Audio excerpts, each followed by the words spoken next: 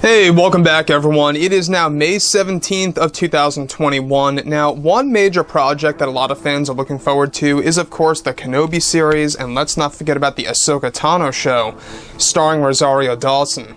This is Mike Zero. Make sure to subscribe if you're new to the channel for future Star Wars content. Now, one thing about the future of the franchise is that John, George, and Dave Filoni, alright, they're all working together as a team to really bring back a large chunk of Star Wars legends. And this is the most exciting thing about it, is that a lot of the Star Wars Legends stories that are going to be revived are going to center around Luke Skywalker in the mix.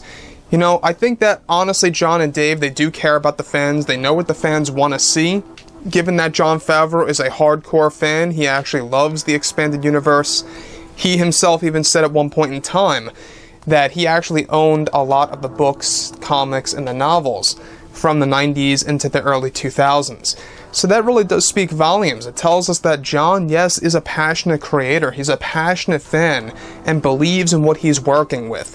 So I honestly cannot wait to see all the projects that John and Dave are really connected to.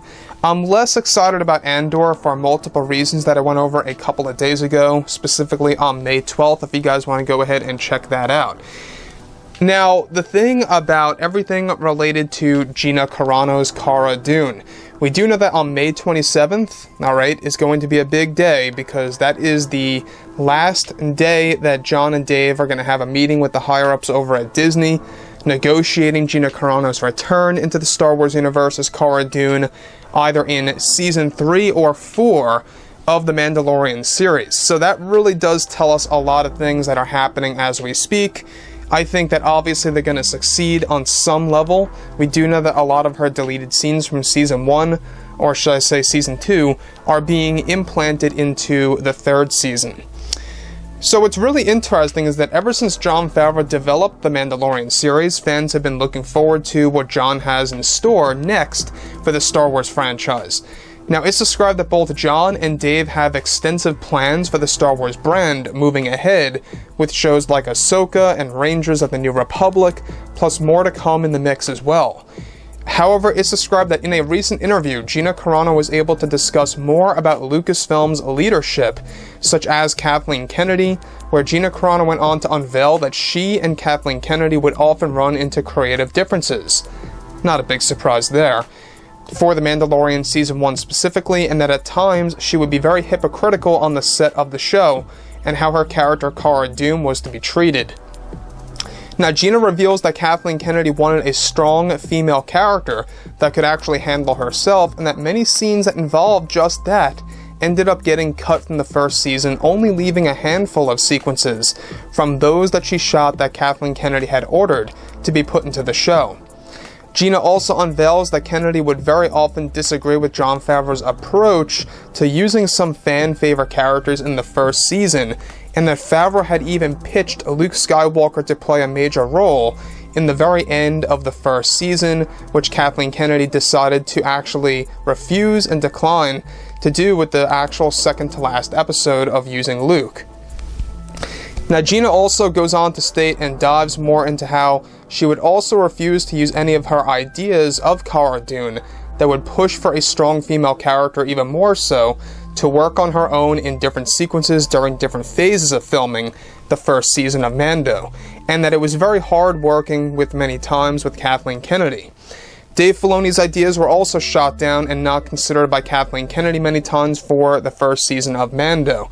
And guys, I mean, this is why I think a lot of fans love the second season even more. Not to say that the first season is horrible, but all I'm saying is that the first season, yes, it did have that raw approach to Star Wars. It had that bare bones style, kind of like Star Wars A New Hope did, which I loved. I loved that tone, but obviously it didn't have as much of a cinematic feeling as a lot of fans have pointed out. When you look at Season 2, a lot of fans would often say it felt more like a movie in a sense many times, especially with the Ahsoka Tano scenes and the Boba Fett sequences, and let's not forget about Luke, right? So, given that Jon Favreau had more creative control over the first, or should I say the second season as opposed to the first, it just goes to show us that now everything moving forward is going to have more of a cinematic feel when it comes to the TV shows instead of that raw feel. Again, keep in mind, The Mandalorian was the only live-action Star Wars TV show that we have yet to have seen. And pushing forward, we're going to be seeing dozens. And that's exactly what they are doing right now. You know, they are pretty much trying their absolute best to really expand Star Wars as much as possible. So here's another thing that Gina Carano was able to really point out that really does expose the hypocrisy of Kathleen Kennedy. She's very hypocritical. She wanted a strong female character, especially with Cara Dune, in multiple different sequences, but the minute that Gina Carano pushed for specific moments to be used in which she could actually embrace that in the perfect moment, it was immediately shot down by Kathleen Kennedy, in which it just goes to show you that Kathleen Kennedy wants a strong female character, but only in the way that she wants it to be done. Only in the way that she wants it to actually be seen by either, you know, new Star Wars fans or newcomers to the franchise, whatever it may be. Honestly, I thought Cara Dune was a fantastic character by Gina Carano. She played it very well. I wouldn't swap her out ever if it were my decision, but it's very sad that they did fire her, you know, at the very end of the production of Season 2. Like, right when they wrapped up production for Season 2, they began work on Season 3. And that's where everything started to happen with Gina Carano, sadly. Now, like I say, May 27th, big day. They're going to be negotiating her return over at Disney. You know, a lot of the Disney higher-ups, we're talking about, of course, the board members. A lot of them are turning their heads and pretty much having a more vivid view of what really happened, and are already beginning to side more with Jon Favreau and Dave Filoni, giving their chance to listen to their overall side of the story and the implications that it could create if they don't allow Gina to come back on board with Star Wars. So honestly, I think that things are moving forward for the best. I mean, we got the Kenobi series, we've got Ahsoka coming out.